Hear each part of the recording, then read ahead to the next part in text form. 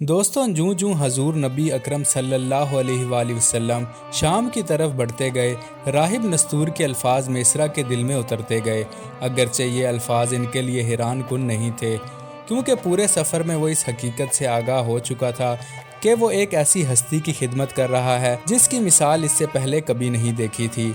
اس حقیقت کی مزید تصدیق اس وقت ہوئی جب واپسی پر میسرہ نے یہ مشاہدہ کیا کہ سورج کی گرمی آپ صلی اللہ علیہ وآلہ وسلم پر اثر انداز نہیں ہو رہی۔ ایک دوپہر تو اس نے صاف طور پر فرشتوں کو آپ صلی اللہ علیہ وآلہ وسلم پر سایہ کیے دیکھا، تاکہ آپ صلی اللہ علیہ وآلہ وسلم سورج کی تپش سے محفوظ رہیں۔ مکہ پہنچنے پر آپ صلی اللہ علیہ وآلہ وسلم حضرت خدیجہ رضی اللہ تعالیٰ عنہا کے گھر گئے اور وہ سامان لے کر پہنچے جو آپ صلی اللہ علیہ وآلہ وسلم نے شام کے بازاروں سے اس رقم سے خریدا تھا جو اپنے سامان تجارت کو فروخت کر کے حاصل ہوئی تھی۔ حضرت خدیجہ رضی اللہ تعالیٰ عنہا پورے سفر کی رودار دلچسپی سے سنتی رہی۔ آپ صلی اللہ علیہ وآلہ وسلم نے تفصیل سے بتایا کہ کس طرح کاروبار کیا، سودا بیچا اور نفع حاصل کیا۔ یہ تجارتی سفر نہایت کامیاب اور نفع بخش ثابت ہوا۔ شام سے خریدا گیا مال مکہ میں دوگنی قیمت پر فروخت ہوا، لیکن اس نفع بخش سفر کے بعد حضرت خدیجہ رضی اللہ تعالیٰ عنہا کی توجہ تجارت سے زیادہ اس عظیم ہستی کی طرف مبذول ہو چکی تھی جو ان کے سامنے تھی۔ اس وقت آپ صلی اللہ علیہ وآلہ وسلم کی عمر 25 برس ہو چکی تھی۔ جب آپ صلی اللہ علیہ وآلہ وسلم رخصت ہوئے تو حضرت خدیجہ رضی اللہ تعالیٰ عنہا نے اپنی سہیلی نفیسہ کو مشورے کے لیے بلایا۔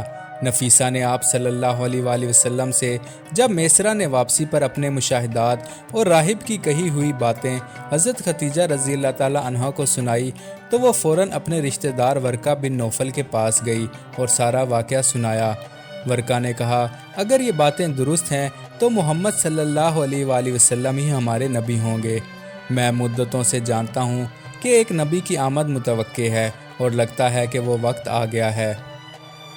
اسی دوران حضرت خدیجہ کی سہیلی نفیسہ حضور اکرم صلی اللہ علیہ وآلہ وسلم کے پاس آئی اور ان سے دریافت کیا کہ آپ نے ابھی تک شادی کیوں نہیں کی۔ آپ نے فرمایا کہ شادی کے لیے مال درکار ہوتا ہے جو میرے پاس نہیں ہے۔ نفیسہ نے کہا، اگر آپ کو ایک ایسا رشتہ پیش کیا جائے جس میں مال و دولت اور شرافت دونوں موجود ہوں تو کیا آپ انکار کریں گے؟ آپ صلی اللہ علیہ وآلہ وسلم نے پوچھا، وہ کون ہے؟ نفیسہ نے جواب دیا، حضرت خدیجہ۔ آپ صلی اللہ علیہ وآلہ وسلم نے حیرت سے فرمایا، وہ مجھ سے شادی پر کیسے آمادہ ہوں گی؟ نفیسہ نے کہا، یہ سب میرے ذمے چھوڑ دیجئے۔ آپ صلی اللہ علیہ وآلہ وسلم نے فرمایا، جہاں تک میرا تعلق ہے میں راضی ہوں۔ نفیسہ فوراً حضرت خدیجہ کے پاس گئی اور آپ صلی اللہ علیہ وآلہ وسلم کی رضامندی کی خوشخبری دی۔ یہ سن کر حضرت خدیجہ رضی اللہ تعالیٰ عنہا نے حضور اکرم صلی اللہ علیہ وآلہ وسلم کو پیغام بھجوایا کہ وہ ان سے ملاقات کریں۔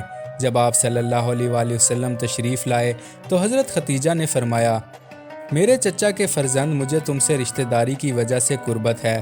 تمہاری شخصیت ایک باوقار اور متوازن روح کی حامل ہے جو کسی کے دباؤ یا مطلب کے لیے نہیں جھکتی۔ مجھے تم سے محبت تمہارے حسن کردار، اخلاق، ایمان اور تمہارے سچائی اور امانت داری کی وجہ سے ہے۔ حضرت خدیجہ رضی اللہ تعالیٰ عنہا کی جانب سے نکاح کی پیشکش کے بعد دونوں طرف سے یہ طے پایا کہ آپ صلی اللہ علیہ وآلہ وسلم اپنے چچا ابو طالب سے بات کریں گے اور حضرت خدیجہ، جن کے والد وفات پا چکے تھے، اپنے چچا عمر بن اسد سے بات کریں گی۔ آپ صلی اللہ علیہ وآلہ وسلم کی طرف سے خاندان ہاشم کی نمائندگی کے لیے حضرت حمزہ کو منتخب کیا گیا۔ اگرچہ حضرت حمزہ نسبتاً کم عمر تھے، لیکن ان کے خاندان بنو اسد سے قریبی تعلقات تھے، کیونکہ ان کی بہن صفیہ کی شادی حضرت خدیجہ کے بھائی عوام سے ہوئی تھی۔ چنانچہ حضرت حمزہ اپنے بھتیجے حضور اکرم صلی اللہ علیہ وآلہ وسلم کو ساتھ لے کر حضرت خدیجہ کے چچا عمر بن اسد کے پاس گئے اور ان سے نکاح کی خواہش ظاہر کی۔ رشتہ قبول کر لیا گیا اور طے پایا کہ حضور نبی کریم صلی اللہ علیہ وآلہ وسلم حضرت خدیجہ رضی اللہ تعالیٰ عنہا کو مہر میں 20 اونٹنیاں دیں گے۔ مزید ویڈیوز کے لیے چینل کو سبسکرائب کریں۔